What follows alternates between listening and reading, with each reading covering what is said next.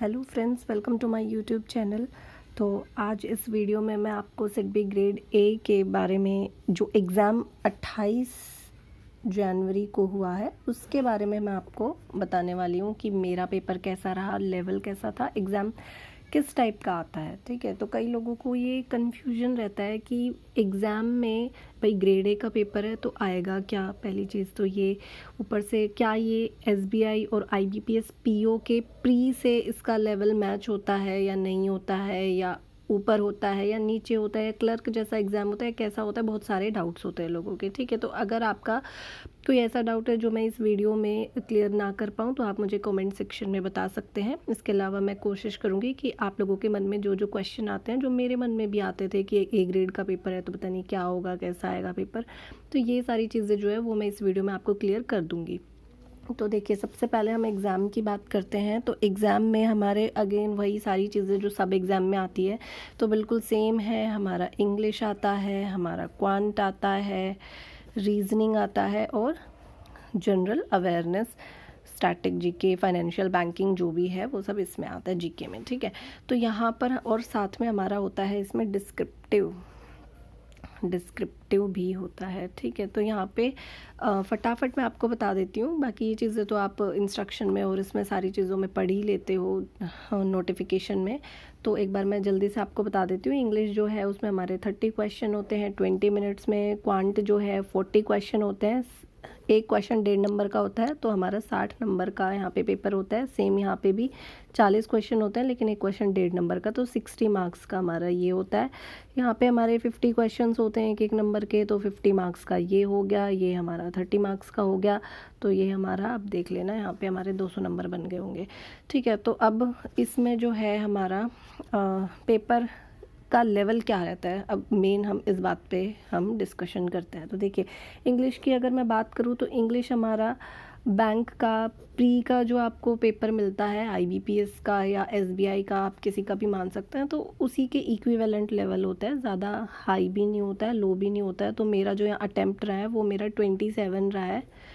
तो यहाँ पर जो पैसेज जो होता है, पैसेज में मुझे थोड़ा सा ऐसे लग रहा था कि थोड़ा मतलब लैंग्वेज जो है उसकी वो बैंकिंग रिलेटेड थी, जैसे कि परसेंटेज पता नहीं इकोनॉमी और क्या क्या दिया हुआ था, तो इसलिए वो थोड़ा पैसेज कम समझ में आया। तो कुछ क्वेश्चन होते हैं जिसमें हमें पता करना होता है कि सारी चीज़ें स्टेटमेंट ट्रू है या कोई फॉल्स है, तो ये सब पढ़ने के लिए ना बहुत इसको डीप से पढ़ना पड़ता है पैसेज को। तो मैंने ऐसे क्वेश्चन छोड़ दिए थे, इसके अलावा मैंने सारा अटैम्प्ट कर दिया था और मतलब एक्यूरेसी भी ठीक थी। तो ये ठीक था पेपर इंग्लिश का।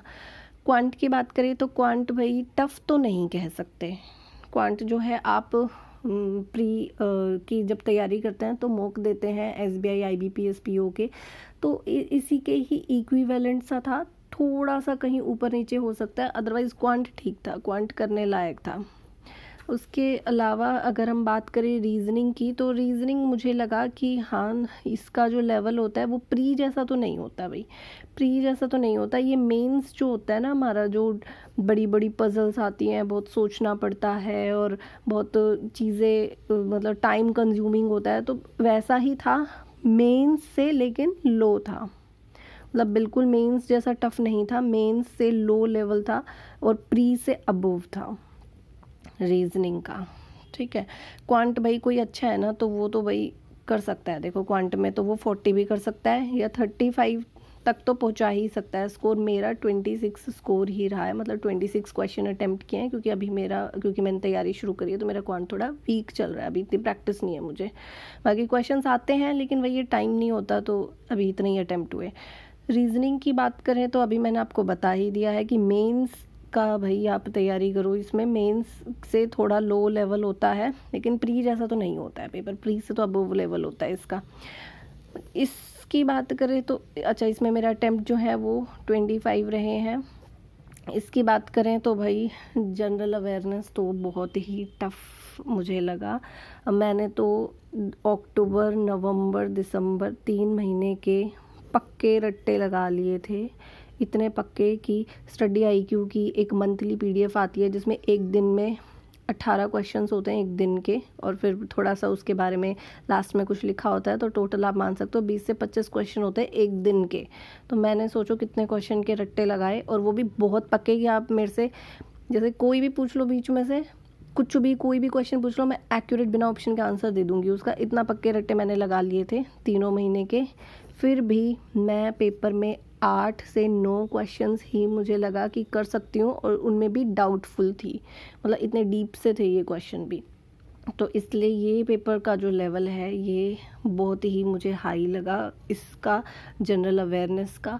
इसमें आपके क्वेश्चंस जो हैं कुछ थे जो बेसिक थे, टफ़ भी नहीं थे, लेकिन उनका पता ही नहीं होता हमें। जैसे कि हमारे अकाउंट से पैन कार्ड के क्या चार्जेस डिडक्ट होते हैं, नहीं पता भाई, कभी ध्यान ही नहीं दिया इन चीज़ों पर, ठीक है। तो कुछ जो बेसिक हमारी चीज़, जैसे केवाईसी है, केवाईसी के लिए क्या रिक्वायरमेंट होती है, अगर हम बैंक में जाते केवाईसी करानी है तो क्या रिक्वायरमेंट होती है, तो ये मैंने कहीं पढ़ा था कि भाई आधार और या एड्रेस प्रूफ चाहिए होता है। तो ये थोड़ा सा ठीक है, पता नहीं सही निकलेगा गलत, लेकिन इस टाइप के क्वेश्चन थे, कुछ बेसिक थे जो आपको नॉलेज होनी चाहिए बैंकिंग की, और कुछ का मतलब बहुत सारा पेपर तो काफ़ी डीप से पूछा गया था, तो ये भाई टफ लगा। डिस्क्रिप्टिव की बात करें तो डिस्क्रिप्टिव में अगर हम थोड़ा सा बैंकिंग को समझ लें, इकोनॉमी जो है हमारी कैसे ग्रोथ करती है, डिमांड सप्लाई क्या होता है, रेपो रेट और ये सब, इन्फ्लेशन रेट सब क्या होता है, तो अगर आप थोड़ा सा बैंकिंग को समझ लेना तो इकोनॉमी से रिलेटेड टॉपिक जो आता है आप उसको अटेम्प्ट कर सकते हैं। वहाँ पे जो मैंने टॉपिक अटेम्प्ट किया था, जो ऐसे मैंने लिखा था, वो था कुछ एग्रेरियन इकोनॉमी से सर्विस इकोनॉमी की तरफ जाने में लोगों को लिटरेसी का क्या रोल रहेगा, ऐसा कुछ था। तो उसमें वो बना के लिख दिया था, 200 वर्ड्स का लिखना था। एक दूसरा टॉपिक था रीन्यूएबल एनर्जी से रिलेटेड था कि क्लाइमेट चेंज को कुछ इम्पैक्ट कर रहा है, तो इसलिए रीन्यूएबल की तरफ हमें जाना चाहिए, तो उसका क्या रोल है, ऐसे करके कोई ऐसे टॉपिक था, एक ये था। तो ये 200 वर्ड्स में हमें लिखने थे, ये मेरा हो गया था कंप्लीट। इसके अलावा एक लेटर था, 2-3 टॉपिक दे रखे थे, और मैंने जो टॉपिक अटेम्प्ट किया वो मेरा था कि आप एचआर मैनेजर हैं और आपको अपने स्टाफ को कोई वर्कशॉप कुछ ऑर्गेनाइज हो रही है, तो उसमें पार्टिसिपेशन के लिए आपने उनको इन्फॉर्म करना है आज, कुछ इस टाइप का टॉपिक था। तो ये तो हो गए थे।